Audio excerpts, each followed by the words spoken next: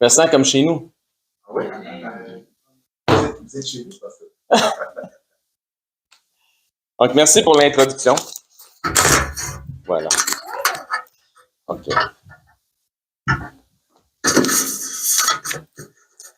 Merci pour l'intro. Donc, bonsoir à tous. Bonsoir. Je suis content de vous voir ce soir. J'aimerais d'abord me présenter. Mon nom, c'est Éric. Je suis habituellement le pasteur de l'Assemblée à qui appartient le bâtiment ici. Nous avons possiblement comme groupe, je dirais, une manière différente de faire les choses.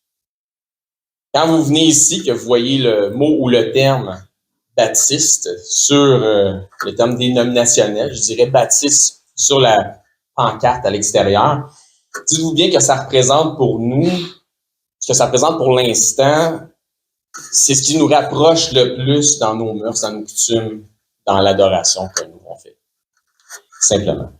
Ceci étant dit, je dois admettre que je me sens privilégié de devoir vous apporter la parole ce soir. Donc, merci, Pasteur Boutafou, de m'avoir invité.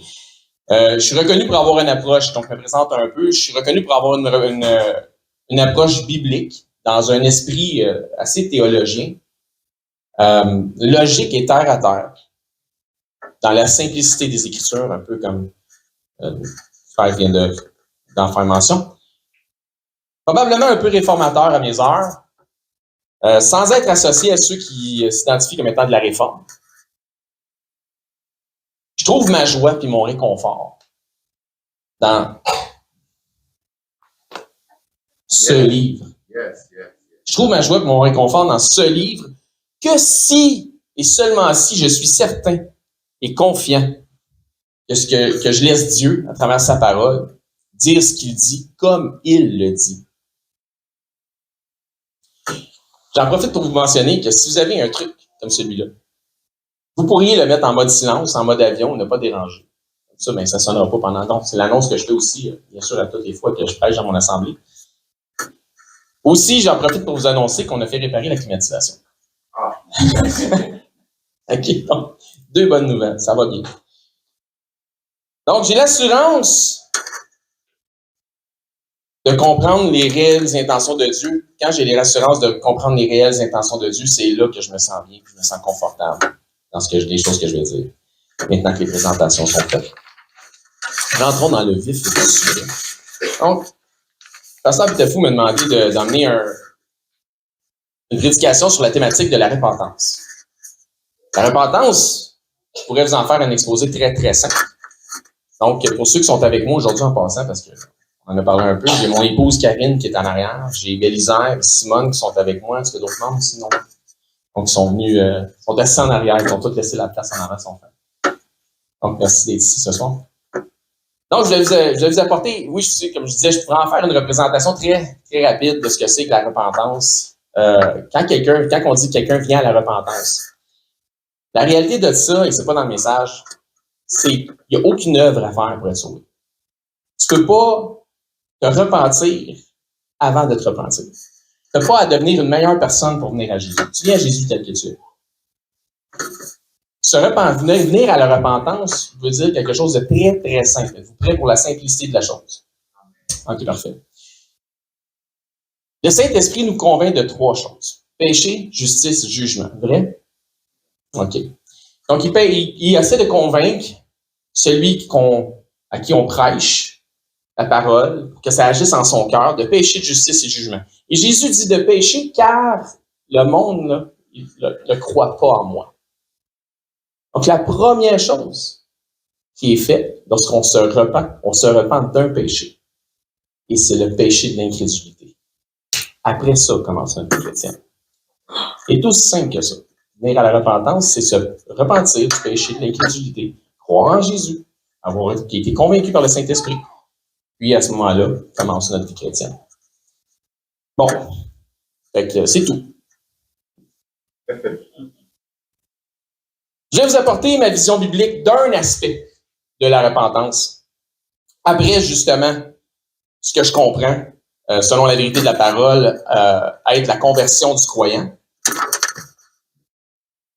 C'est probablement pour moi Ça sera probablement pour vous, en fait. Un message qui n'est pas typique sur les messages typiques de la repentance qu'on peut trouver en ligne ou peu importe. Là. Dans cette étude, je vais vous édifier vers une sphère logique de la parole. Mais moi, je crois, ce que je vais vous apporter, c'est qu'après la conversion du croyant, ça représente pour moi un des aspects majeurs. Sachez que j'ai l'assurance de tous les éléments que je vais vous partager, mais il est possible, pour une raison ou une autre, que vous n'en soyez pas aussi certain. Et sachez que si c'est le cas, c'est bien parfait. Puisque c'est en partie de cela que je vais vous parler aujourd'hui. Le chrétien a le devoir de remettre en question les choses qui lui sont enseignées. Et c'est correct. Mais davantage, il a le devoir spirituel de vérifier si ce qu'on lui enseigne est exact et selon ce qu'il est écrit. Peu importe l'assemblée où le chrétien se trouve. Qui a déjà lu toute la Bible? Parfait. Qui, ça fait plus que 5 ans qu'il est enseignant? Parfait, super. Excellent. Merci beaucoup. Bon, je continue. Donc, je répète ça. Le chrétien a le devoir de remettre en question les choses qui lui sont enseignées. Mais davantage, il a le devoir spirituel de vérifier si ce qu'on lui enseigne est exact et selon ce qui est écrit dans le livre. Sinon, c'est quoi l'autre option? Donc, si ce que je viens de vous dire est l'option A, quelle serait donc l'option B? L'autre option serait de croire, peu importe ce qu'on nous enseigne, sans valider l'exactitude. Voyez-vous que c'est ce que le Seigneur veut. Quel est donc le lien avec la repentance? Si en tant que croyant, en tant qu'enfant de Dieu, vous ne choisissez pas maintenant de mettre votre nez dans les Écritures et d'en valider la véracité de ce qu'on vous enseigne, vous devrez un jour vous en repentir. Le jour va venir où vous allez dire, j'aurais donc dit. Le jour va venir où vous dites, pourquoi je ne suis pas rendu où je devrais être rendu dans ma croissance spirituelle? Et vous devrez doubler d'efforts à ce moment-là. Donc, le titre du message aujourd'hui, c'est Agir avant de devoir se repentir. Agir avant de devoir se repentir. Vous ne pouvez pas devenir un véritable disciple mature, et le mot important est mature, en Jésus-Christ, sans étudier par vous-même et pour vous-même pour développer vos propres convictions. Le discipulat exige de la discipline. Est-ce que ça fait du sens que le discipulat exige la discipline? Donc, le discipulat exige la discipline de la part de celui ou celle qui se nomme disciple. Si vous ne le faites pas maintenant, vous devrez éventuellement vous en repentir. Puis, vous allez voir. Suivez-moi. Comme j'ai dit, c'est pas le message typique. Les douleurs de la discipline sont toujours moindres que les douleurs des regrets. Les douleurs de la discipline sont toujours moindres que les douleurs des regrets. Pour les aider dans cette discipline, vers le discipulat, Dieu a fait des dons à ses enfants. Est-ce que vous croyez que Dieu a fait des dons à ses enfants? Vous croyez ça? Si vous avez reçu ce pouvoir, il n'est pas donné à tous, mais si vous avez reçu ce pouvoir d'être appelé enfant de Dieu, le Père, par le Fils, vous a fait des dons pour accompagner son enfant dans le discipulat, dans la discipline. Mais de quel don je parle?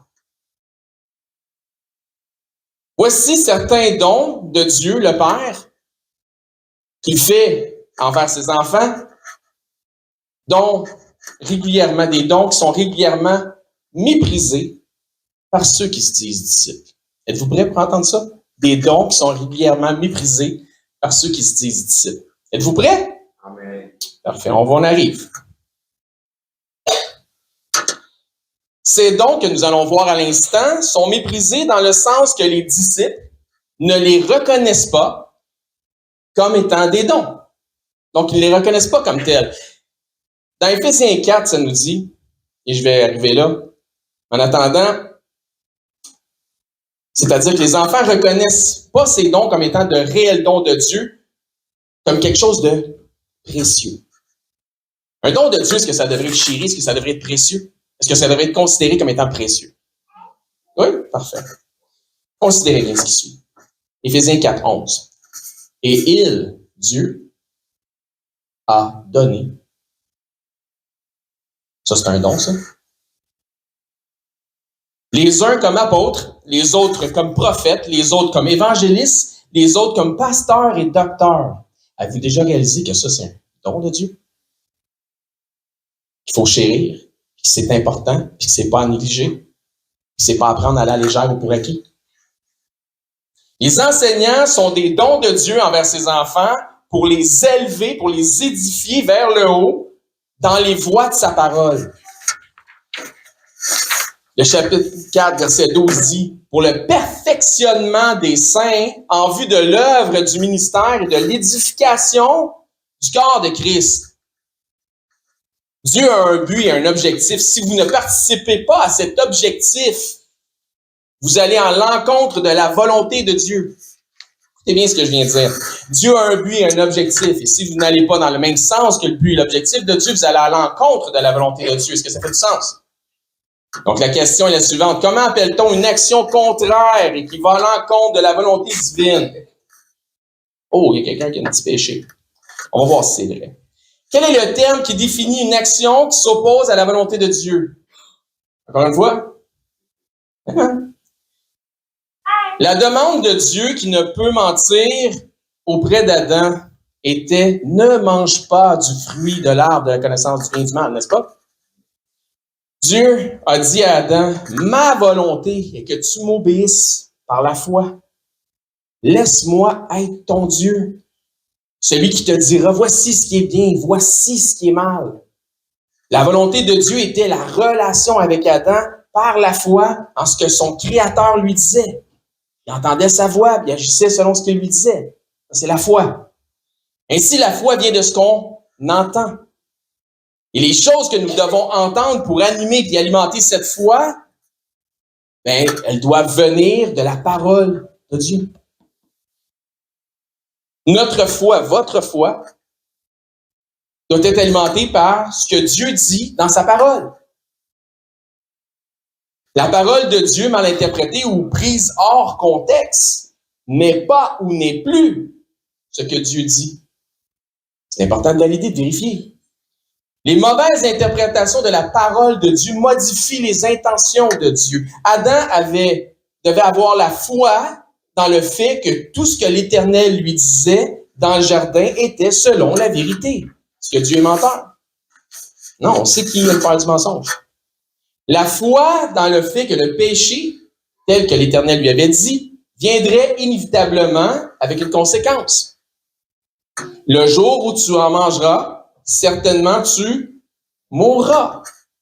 Ainsi donc, lorsqu'Adam a écouté une autre voix sans s'y opposer, parce qu'il ne s'est pas opposé à la voix du serpent, lorsqu'il a agi à l'opposé de la foi, à l'opposé de la vérité, lorsqu'il a consommé du fruit défendu, ainsi Adam, allant à l'encontre de la volonté divine, a commis un péché qui nous a tous plongés dans l'hérédité du péché.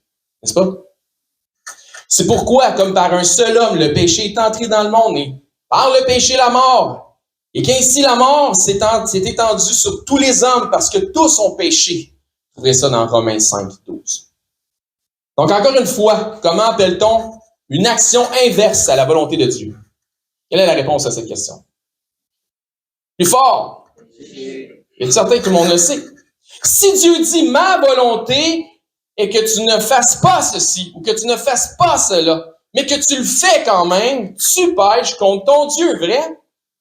Excellent. Si Dieu dit « ma volonté » et que tu fasses ceci ou cela, mais que tu ne le fais pas, ou que tu procrastines, encore une fois, tu pèches contre ton Dieu. Vrai encore? Je vous pose une autre question. Si péché il y a, un peu difficile celle-là. Si péché il y a, s'il y a une action qui est commise et un péché qui est commis, à qui appartient la repentance? C'est-à-dire, si quelqu'un a commis le péché, qui doit se repentir? Je vais poser la question comme ça. Donc, la repentance appartient au pécheur. Ça a du sens? La repentance, j'imagine que vous l'avez déjà entendu, est un changement de cap. Aussi simple que ça. Se repentir, c'est un changement de cap. En ce qui concerne le péché, ça revient c'est dans nos vies à faire un revirement en vertu de nos voies malsaines. Combien de degrés on doit faire? OK, je vais faire ça pour vous. Okay? 360. Je suis pécheur. 360. Est-ce que ça fonctionne? Non, ça ne fonctionne pas. 180 degrés. Là, je fais d'eau péché. 180 degrés, pas 360. 360, tu retournes exactement où ce que tu étais, dans le péché. Tu retournes à ce que tu as vomi, comme la Bible nous dit. OK, maintenant, on est tous d'accord pour le 180 degrés. C'est un changement du cœur en demandant pardon à Dieu. Toujours en ce qui concerne le péché. Une autre question pour vous. Qui peut donc se repentir du péché? Oui, tous sont coupables de péché, n'est-ce pas? Est-ce que tous reviendront à la repentance? La réponse est non. Donc, qui peut donc se repentir? Ça, c'est une autre question pour vous. Eh bien, il ne peut se repentir que celui ou celle qui se reconnaît comme étant pécheur. Tu n'as pas être pécheur si tu ne l'admets pas. Tu n'as pas le sentiment que tu as besoin de te repentir. Celui ou celle qui se reconnaît être fautif ou fautive. Dans le Proverbe 23:13, ça nous dit là, celui qui cache ses transgressions ne prospérera point. Mais celui qui les avoue et les délaisse, pas juste les avoue, pas juste reconnaît, les délaisse, obtient miséricorde. La vraie repentance vient de celui ou celle qui ne cache pas ses fautes. C'est de l'intégrité, ça, messieurs et mesdames. La repentance n'est possible qu'à celui ou celle qui admet sa condition de pécheur et en admettant ses fautes. Mais la repentance, le revirement de 180, appartient à celui ou celle qui les délaisse. La repentance n'est pas dans le fait de reconnaître ou admettre que nous sommes fautifs seulement.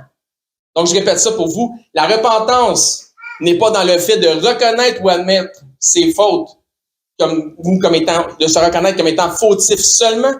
La repentance se trouve dans l'abandon. Donc, ça nous disait tantôt celui qui les avoue et les délaisse. Donc, lorsqu'on délaisse ces activités qui vont à l'encontre de la sagesse et de la volonté de Dieu. Ça, c'est la repentance.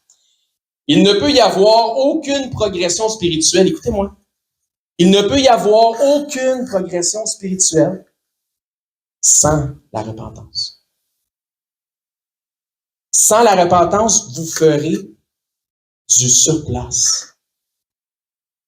Sans la repentance, vous manifestez un statu quo. Pourquoi? Parce qu'il ne peut y avoir de progression sans que le pécheur ne reconnaisse sa condition devant les exigences de son Créateur. Nous venons tous à court vis-à-vis la perfection de notre Dieu. C'est sûr, on n'est pas parfait, on n'y arrivera pas tout de suite. Mais la volonté de notre Dieu qui connaît nos imperfections, parce que Dieu, il sait qu'on n'est pas parfait, et qui sait que de notre vivant, dans ce corps mortel, que nous n'atteindrons jamais cette perfection, sa volonté est tout de même que nous tendions vers la perfection. Encore une fois, si je vais relire le passage dans Éphésiens chapitre 4, Éphésiens 4, 11, je vous lis ça. Il a donné les uns comme apôtres, les autres comme prophètes, les autres comme évangélistes, les autres comme pasteurs et docteurs. Le Seigneur a fait des dons aux hommes. Les enseignants et dirigeants du troupeau sont des dons de Dieu. Pourquoi a-t-il fait ces dons? La réponse est dans le prochain verset, dans le verset 12. Pour le perfectionnement des saints, donc le discipulat, en vue de l'œuvre du ministère et de l'édification du corps de Christ. Un objectif défini par Dieu. Il a fait des dons avec un objectif défini. Donc, la volonté de Dieu est notre croissance spirituelle à tous. C'est exactement ce qui nous indique Jésus dans la Grande Commission. Vous connaissez la Grande Commission? Il a lui-même laissé d'aller par tout le monde puis faire des disciples, les baptiser au nom du Père, du Fils et du Saint-Esprit, etc. Donc, on va le lire, c'est dans Matthieu 28, verset 19, ça dit « Allez, faites de toutes les nations des disciples, les baptisant au nom du Père, du Fils et du Saint-Esprit. » Encore une fois, sa volonté est que nous faisions des disciples et non pas seulement de collectionner des gens à qui nous faisons faire des professions de foi. C'est pas ça. Allez faire des disciples. Il n'y a pas de disciples sans le discipulat. L'œuvre du ministère et de l'édification de l'Église passe par le discipulat. La volonté de Dieu est que nous soyons tous des disciples. Être un disciple va bien au-delà que de simplement être un membre qui vient assister sur un banc d'église. Ça vient avec une responsabilité.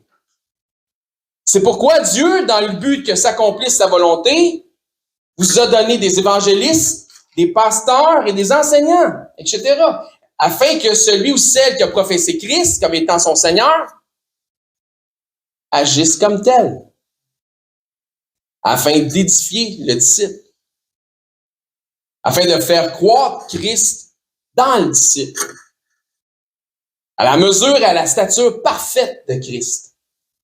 Il veut donc que nous-mêmes, en tant qu'individus, en Christ, que nous participions à notre propre discipulat. Vous devez, individuellement, choisir maintenant, avant d'être obligé de vous en repentir, de participer à votre propre discipulat. C'est votre responsabilité en tant que disciple, si disciple vous êtes. Donc, comme je disais, non pas seulement d'honorer les autres de votre présence, en venant s'asseoir sur les bancs, mais en appréciant et en nous servant des dons qu'il vous a faits. Comment fait-on des disciples? La réponse est dans le verset suivant, dans Matthieu toujours, qui est lié et qui est connu comme étant la grande commission de Christ. Donc, la première partie du verset 20 de Matthieu 28 dit « Et enseignez-leur ». Comment on fait des disciples? « Et enseignez-leur à observer tout ce que je vous ai prescrit ». Le discipulat passe par l'enseignement des prescriptions de Christ. Ce qui concorde avec ce que Christ dit dans Jean 15, 7. « Si vous demeurez en moi et que mes paroles demeurent en vous, demandez ce que vous voudrez et cela vous sera accordé. » Comment les paroles de Christ peuvent-elles être en nous? Par l'enseignement à observer tout ce qu'il a prescrit. Verset 8. Si vous portez beaucoup de fruits, donc si le résultat que devrait engendrer la parole vivante sont réellement en vous, et si vous portez beaucoup de fruits, c'est ainsi que mon Père sera glorifié et que vous serez quoi, ça dit? Mes disciples. Conditionnel. Il n'y a pas de disciple sans le discipulat. Et il n'y a pas de discipulat sans la participation volontaire du disciple dans son propre discipulat. Comme on dit ici, tu peux l'emmener un cheval à l'abreuvoir, mais tu ne peux pas le forcer à boire. Comment arriver à marcher selon la volonté de Dieu, c'est-à-dire comment porter du fruit? Premièrement, je vous rappelle que toutes les branches sont attachées au vrai cep, doivent porter du fruit. Et que le fruit n'a son utilité que s'il arrive à maturité. Est-ce que ça fait du sens? Donc, le Seigneur cherche la maturité des disciples. La maturité des disciples passe par le discipulat. Résumons donc ce que nous avons vu jusqu'à présent. La volonté de Dieu, qui ne peut mentir, est que tous les hommes soient sauvés et parviennent à la connaissance de la vérité. Vous trouverez ça dans 1 Timothée 2,4. Encore une fois, la volonté de Dieu est qu'aucun périsse, mais que tous arrivent à la repentance. Vous trouverez ça dans 2 Pierre 3,9. Donc, numéro 1, ceux qui prennent des notes, la volonté de Dieu est certainement que nous soyons sauvés. Numéro 2, la volonté de Dieu est que celui ou celle qui devient son enfant progresse en maturité en devenant un disciple, en tendant vers la perfection. Le numéro 3, le croyant qui s'oppose au discipulat s'oppose à la volonté de Dieu et commet donc un péché, comme on a vu, contre Dieu. Si tel est le cas, il doit se repentir maintenant. Numéro 4. Il y en a 6 comme ça. Le discipulat n'est pas simplement de faire partie de l'assistance dans l'assemblée afin de réchauffer un banc. Numéro 5. Le discipulat s'accomplit en partie via les dons que Dieu a faits à ses enfants, via les enseignants qualifiés tels que stipulés dans 1 Timothée chapitre 3.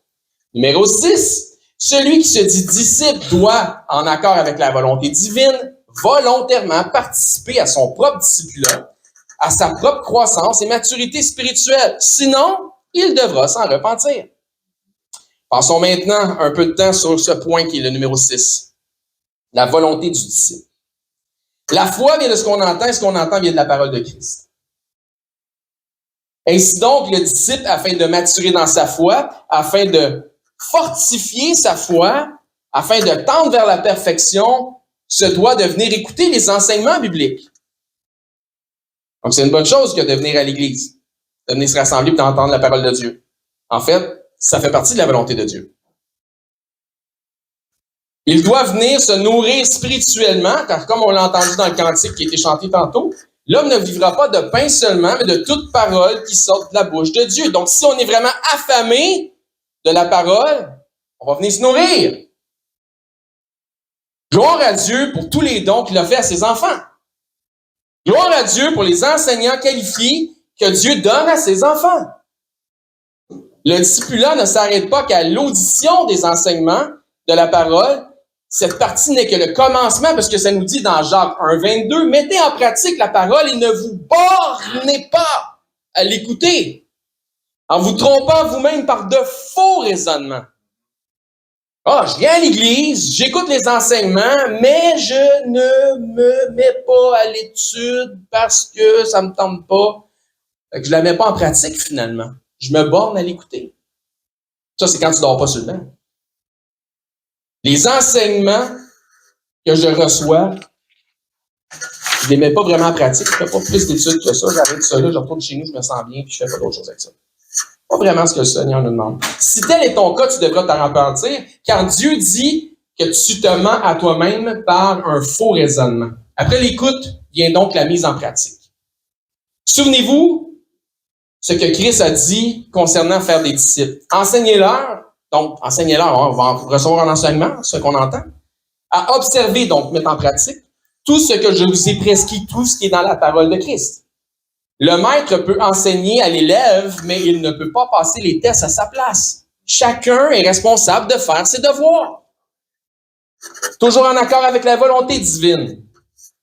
C'est donc la responsabilité de celui ou celle qui reçoit les enseignements de s'assurer de ne pas se borner qu'à l'écoute. Pour grandir, il faut mettre en pratique, que ça reste en dedans. Donc, s'assurer de mettre la parole en pratique. Comment fait-on pour mettre la parole en pratique? Toujours dans Jacques 1, on a lu verset 22, verset 25 maintenant. Mais celui qui aura plongé les regards, mets ton nez dans le livre. Celui qui aura plongé les regards dans la loi parfaite, la loi de la liberté, et qui aura persévéré, n'étant pas un auditeur oublieux. Comment qui n'est pas un auditeur oublieux en mettant la parole en pratique, mais qui se mettant à l'œuvre, celui-là sera heureux dans son activité. Donc, encore une fois, comment mettons la parole de Dieu en pratique? Premièrement, un autre 5 points. Donc, premier point, écoutez attentivement les enseignements.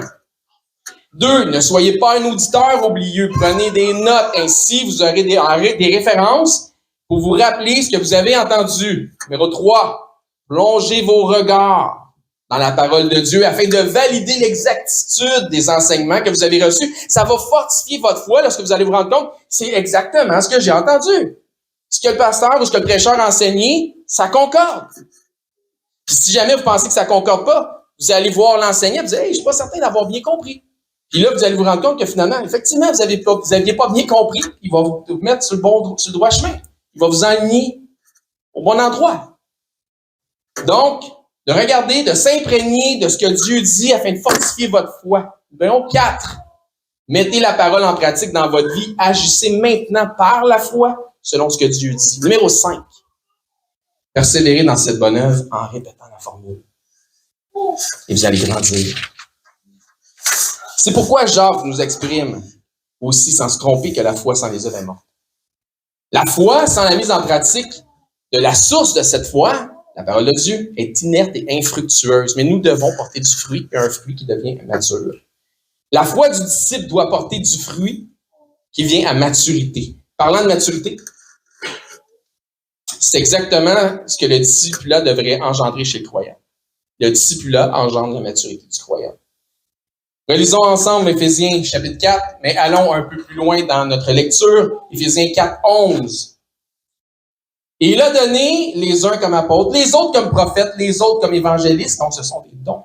Les autres comme pasteurs et docteurs, pour le perfectionnement des saints en vue de l'œuvre du ministère et de l'édification du corps de Christ. Donc, écoutez bien ce que la volonté de Dieu est, ce que Dieu veut. Verset 13, jusqu'à ce que nous soyons tous parvenus à l'unité de la foi et de la connaissance du Fils de Dieu, à l'état d'homme fait à la mesure, à la stature parfaite de Christ. Écoutez encore la volonté de Dieu, mais maintenant à la négative, selon ce qu'il ne veut pas. Verset 14, afin que nous ne soyons plus des enfants flottants et emportés à tout vent de doctrine par la tromperie des hommes, par leur ruse, par les moyens de séduction, pour avoir une foi forte et inébranlable. Dieu, dans sa volonté, donne du temps de croissance spirituelle à ses enfants. Il leur fait des dons afin qu'ils aient un bon départ. Des pasteurs, des anciens, des enseignants. Ensuite, ce qu'il fait, c'est il s'attend à ce que le disciple se prenne en main. Il délaisse les enfantillages pour progresser vers la maturité spirituelle. On achève bientôt ce message. Les pasteurs, anciens et docteurs seront toujours une nécessité dans l'Église, mais il y a un temps où le disciple doit passer de la nourriture liquide, donc du lait et de la purée, vers une nourriture qui est solide. Le disciple, s'il en est véritablement un, doit s'assurer de son régime et de vérifier si ce qu'on lui sert est conforme à une saine alimentation spirituelle. Convaincu que j'allais ça ici. Afin que sa foi soit forte, car tant et aussi longtemps que le croyant ne se discipline pas à l'étude, sa foi sera faible. Puisqu'il fonctionnera selon les convictions imposées ou interposées, qui seront en fait des convictions de quelqu'un d'autre en eux. Donc, vérifie dans le livre, va chercher tes propres convictions, bâtis-toi une foi solide, nourris-toi de la parole de Dieu, aie faim, aie soif, comme les cantiques le disaient. Celui qui a de l'expérience en vertu du temps passé en Jésus-Christ. Donc, ça fait comme ça. Tout ça, tantôt, je me demandais combien de temps, tu sais, ça plus que 5 ans, etc. Donc, celui qui a de l'expérience en vertu du temps qu'il a passé en Jésus-Christ et qui ne valide pas par la véracité des enseignements ce qu'il reçoit, pêche contre Dieu en allant à l'encontre de sa volonté. Donc, parce que je vais fouiller 2 fois, je vais répéter 2 fois. Celui qui a de l'expérience en vertu du temps qu'il a passé en Jésus-Christ et qui ne valide pas la véracité des enseignements qu'il reçoit, pêche contre Dieu en allant à l'encontre de sa volonté. Car la volonté de Dieu est la suivante, que nous passions du liquide au solide, à l'état d'homme fait, à la mesure et à la stature parfaite de Christ, afin que nous ne soyons plus des enfants flottants et emportés à tout vent de doctrine. Il faut qu'on soit solide. Par la tromperie des hommes, par leur ruse, par le moyen de la séduction. Si vous ne vous appliquez pas à l'étude, vous devrez éventuellement vous un peu mentir. C'est pourquoi le message porte sur un sujet de la repentance. Si donc vous connaissez et admettez que c'est votre cas, faites donc combien de degrés? 180 et repentez. Amen. Merci.